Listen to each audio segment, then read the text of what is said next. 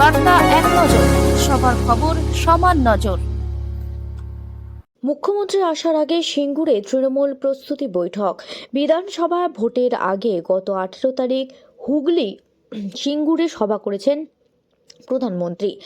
আর এবার আগামী 28 তারিখে সিঙ্গুরে আসছেন মুখ্যমন্ত্রী মমতা বন্দ্যোপাধ্যায়।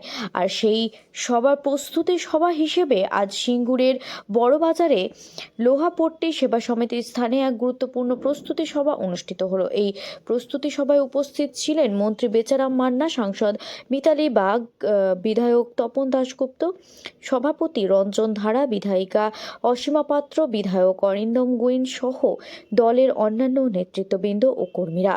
উপস্থিত সকলে একে একে বক্তব্য রাখেন।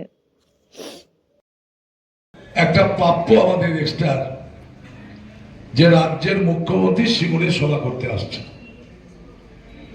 প্রধানমন্ত্রী মিটিং করে গেছেন, কিন্তু এমন কিছু ভিড় হয়নি। আমাদের একটা চ্যালেঞ্জ হিসাবে নিতে হবে, প্রধানমন্ত্রী সভায় যা লোক ছিল তার 3 গুণ লোক আমাদের করতে হবে। এবং আমি মনে করি যে আমাদের কর্মীরা, আমাদের নেতৃবৃন্দ সেই ক্ষমতা আছে। সিঙ্গুর আন্দোলনের দিকে আমরা দেখেছি, দেখুন আমরা নেতা এমএলএ হয়েছি। আমি মনে করি কর্মীরা আমাদের সম্পদ। কর্মী না থাকলে পশ্চিম বাংলার পরিবর্তন হতো না, তৃণমূল কংগ্রেস আসতো না, এটা খুব সত্যি কথা।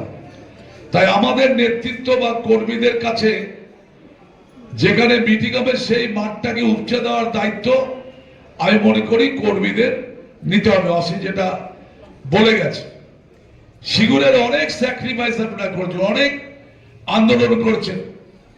বেচা প্রথম সারিতে ছিল, আমরা ছিলাম, অনশন থেকে শুরু করে দিদিকে এখানে মারা হয়েছে। সেসব পুরনো ইতিহাস মনে করে আগামী 28 তারিখের সভাটাকে আমাদের চ্যালেঞ্জ হিসাবে নিতে হবে। এবং আমার মনে হয় যে 50% লোক ভরে যাবে আমাদের সিঙ্গুর এবং হরিবাল থেকে। বাদ বাকিটা আমাদের বাইরের থেকে আনতে হবে। আরামবাগ প্রতিবারই আমরা জানি যে প্রচুর লোক দেয়, আরামবাগ থেকে প্রচুর মানুষ আসে।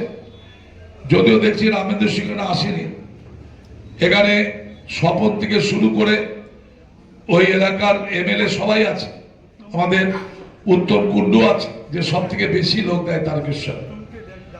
এবং আবার 12 বছরের সভাপতিত্বে আমি দেখেছি যে গ্রাম থেকে যেভাবে কাতারে কাতারে মানুষ আসে, সেইটা সিঙ্গুরের মাটিকে আরেকবার আপনাদের দেখিয়ে দিতে হবে, যাতে 28 তারিখে দিদি এসে খুশি হয় এবং দেখে যে ইদানিংকালে বাংলায় যা প্রোগ্রাম করেছি তার থেকে বেশি ভিড় উপচে গেছে সিঙ্গুরে, মমতা ব্যানার্জি যেন দেখতে পারে। এবং সেদিন অনেক নতুন ঘোষণা তিনি করবেন, উন্নয়নমূলক কাজ, অনেক বাড়ি আমি পেপারে দেখছিলাম বাড়িও ঘোষণা করবে, মানুষ যেগুলো পাবে। আর লজ্জার ব্যাপার, বিজেপিরাও চিন্তা করেছিল যে প্রধানমন্ত্রী অনেক কিছু বলবেন, কিন্তু দেখলাম আসলেন, শুধু দিদির বিরুদ্ধে কুৎসা করলেন, বেরিয়ে গেলেন। প্রধানমন্ত্রী এটা কি কাজ ভারতবর্ষে? বাংলার কোনো পরিবর্তন হয়নি বলে 15 লাখ টাকা পকেটে, 2 কোটি বেকার যুবকের চাকরি, কিচ্ছু মানে বাতিলাবাজ প্রধানমন্ত্রী। দেখিয়ে দিতে হবে আমাদের 28 তারিখে।